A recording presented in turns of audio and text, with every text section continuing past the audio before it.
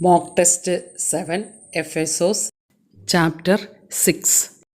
Jan SS മീഡിയയിലേക്ക് എല്ലാവർക്കും സ്വാഗതം. ചോദ്യം 1.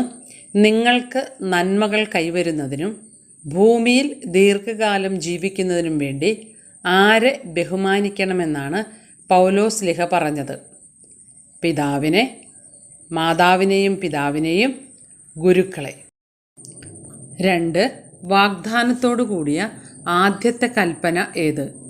ദീർഘകാലം ഭൂമിയിൽ ജീവിക്കുന്നതിനു വേണ്ടി മാതാവിനെയും പിതാവിനെയും ബഹുമാനിക്കുക, കൽപ്പനകളനുസരിച്ച് ജീവിക്കുക. ലൗകിക യജമാനന്മാരെ ക്രിസ്തുവിനെ എന്ന പോലെ ഭയത്തോടും ബഹുമാനത്തോടും ആത്മാർത്ഥതയോടും കൂടെ അനുസരിക്കുക. 3. ദൈവഹിതം അനുവർത്തിച്ചുകൊണ്ട് ക്രിസ്തുവിൻ്റെ ദാസന്മാരായിരിക്കേണ്ടത് എങ്ങനെ? പൂർണ്ണ ഹൃദയത്തോടെ, പൂർണ്ണ മനസ്സോടെ, പൂർണ്ണ ആത്മാവോടെ. 4. യജമാനന്മാർ ദാസന്മാരോട് എങ്ങനെയാണ് പെരുമാറേണ്ടത്?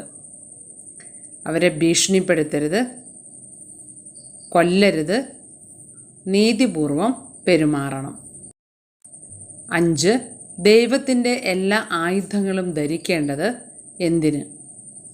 നരകത്തിൽ പോകാതിരിക്കാൻ, സാത്താൻ്റെ കുടിലതന്ത്രങ്ങളെ എതിർത്തു നിൽക്കാൻ, വിജയിയാകുവാൻ. 6. എന്തെന്നാൽ നമ്മൾ മാംസത്തിനും രക്തത്തിനും എതിരായിട്ടല്ല, പ്രബുദ്ധങ്ങൾക്കും ആധിപത്യങ്ങൾക്കും ഈ അന്ധകാര ലോകത്തിൻ്റെ അധിപന്മാർക്കും സ്വർഗീയ ഇടങ്ങളിൽ വർത്തിക്കുന്ന തിന്മയുടെ ദുരാത്മാക്കൾക്കും എതിരായിട്ടാണ് പടവെട്ടുന്നത്.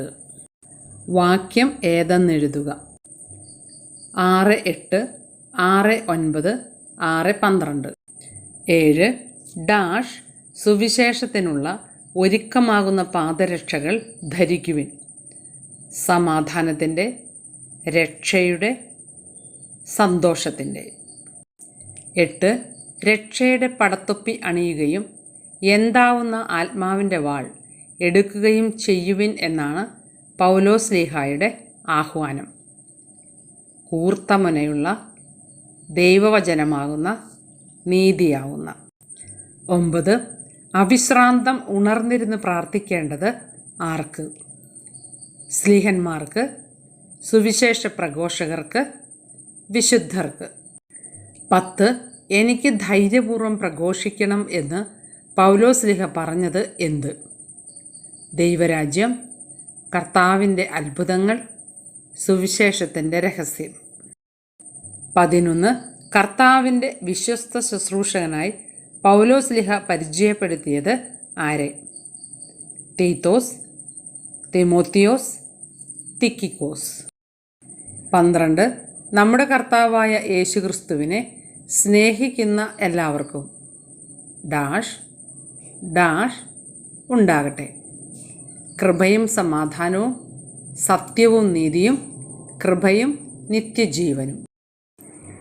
ഉത്തരങ്ങൾ. 1. മാതാവിനെയും പിതാവിനെയും. 2. ദീർഘകാലം ഭൂമിയിൽ ജീവിക്കുന്നതിനു വേണ്ടി മാതാവിനെയും പിതാവിനെയും ബഹുമാനിക്കുക. 3. പൂർണ്ണ ഹൃദയത്തോടെ. 4. അവരെ ഭീഷണിപ്പെടുത്തരുത്. 5. സാത്താൻ്റെ കുടിലതന്ത്രങ്ങളെ എതിർത്ത് നിൽക്കാൻ. 6. 6:12. 7. സമാധാനത്തിൻ്റെ. 8. ദൈവവചനമാകുന്ന. 9. വിശുദ്ധർക്ക്. 10. സുവിശേഷത്തിൻ്റെ രഹസ്യം. 11. തിക്കിക്കോസ്. 12. കൃപയും നിത്യജീവനും.